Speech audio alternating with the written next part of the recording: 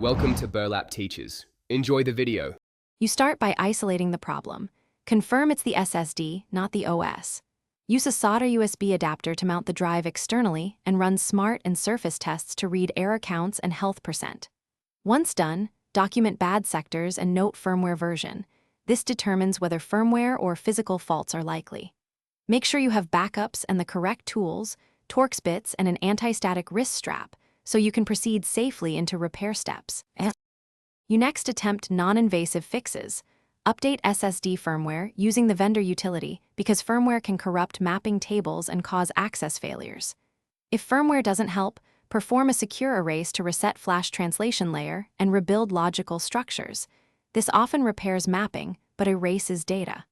Once the drive is clean, clone or repartition using reliable disk tools to test stability. If bad sectors persist, mark them out via. You finish by reinstalling the OS or restoring your backup and running performance and stability tests to confirm the SSD behaves under load.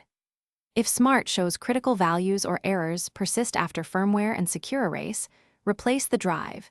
Continued use risks data loss.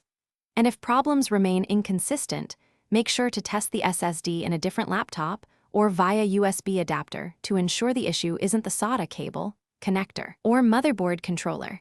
That single test often reveals the true fault. Thanks for watching. Consider subscribing if this video helped you.